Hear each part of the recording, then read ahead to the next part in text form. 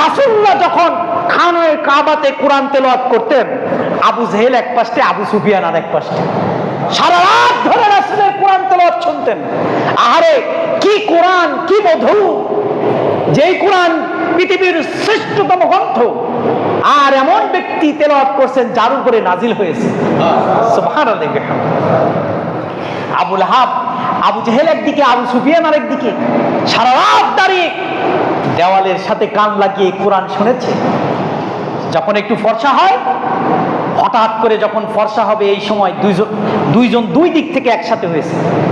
এখন দেখে এটা আবু জেহেল, ওটা বলে আবু লাহাব তুমি এখানে, তুমি এখানে। চোকাচুকি হয়ে গেছে, স্বীকার করতে বাধ্য হয়েছে, আহারে এই কোরআনের বাণী আমাদেরকে টানে, কিন্তু আমরা পরিবর্তন করতে পারি না আমার বাপ দাদার ধর্ম, ঠিক কিনা? আমার বাপ দাদার এই ধর্মের এই আদর্শ আজকে গ্রহণ করতে গিয়ে জাতি বিভক্ত হয়ে গেছে, হয়েছে কিনা? একজন এসে তার বাপের আদর্শ প্রণয়ন করে, আরেকজন এসে তার মায়ের আদর্শ প্রণয়ন করে, বাস্তবায়ন করতে চায়। কেউ বলে না চলো না আমরা সবাই মিলে রাসূলের আদর্শ বাস্তবায়ন করি, এই কথা কেউ বলে? কেউ বলে নাই আজ পর্যন্ত। অত বাঁকা জাতি আমরা। তো সবাই বলে যে চলো এই আদর্শকে দমন করা যাবে না, সবাই ভয় পায়। কেমনে আঘাত করি, ভয়ও পাচ্ছে মনের ভিতরে, কারণ যে সবাই বিশ্বাস করে মুহাম্মদ আল্লাহর রাসূল, কোরআন আল্লাহর পক্ষ থেকে এসেছে, কিন্তু ওই যে পারে না বাপ দাদার আদর্শ।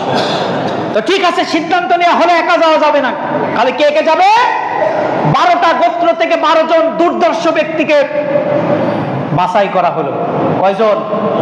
কয়টা গোত্র থেকে? 12টা গোত্র থেকে সবচাইতে দুর্দর্শ 12 জন ব্যক্তিকে ডাকা হলো। তাদের হাতে তরবারি, উন্মুক্ত তরবারি। রাতের আধারে সবাই রাসূলের ঘর অ্যাটাক করবে, সবাই পালোয়ান, ঘরের চারপাশে সবাই অ্যাটাক করেছে। আল্লাহ রাসূলকে ওহী পাঠিয়ে দিলেন, ওয়ামাকারু ওয়ামাকরাল্লাহ ওয়াল্লাহু খায়রুল মাকিরিন। তোমরাও কৌশল গ্রহণ করো, আমিও কৌশল গ্রহণ করি, দেখো তাকাই আমি কেমনে কৌশল করি। রাসূলকে বললেন, রাসূল আপনি মদিনায় হিজরত করেন। ওহী চলে আসলো। এখন রাসূলের কাছে অনেকের আমানত আছে, আছে না নেই? এই আমানতকে তো রাসূল খেয়ানত করে যেতে পারে না, তিনি বিশ্ব নবী। তিনি আলীকে বলেন, আলী তুমি আমার বিছানায় সব, আর আমার কাছে যত আমানত আছে এই সব আমানতগুলো তুমি আমার কাছে যারা রেখেছে তাদেরকে ফেরত দিও। সুবহানাল্লাহ। আমার রাসূল কেমন রাসূল ছিলেন! এরপরে আল্লাহর নাম নিয়ে বের হলেন, এক মুঠো বালি নিলেন, দোয়া পড়ে ছেড়ে দিলেন। কাফের মুশরিকদের চোখে গেল, রাসূল আস্তে করে বের হয়ে মদিনার পথে হাঁটলেন। পরীক্ষা দেন নাই?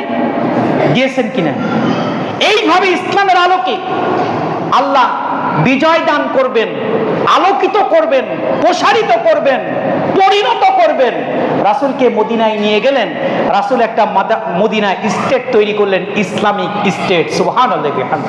সেই মদিনা রাষ্ট্র সম্পর্কে কি হয়েছে আগামী জুমায় ওখান থেকে ধারাবাহিক আলোচনা করে আমরা পরবর্তী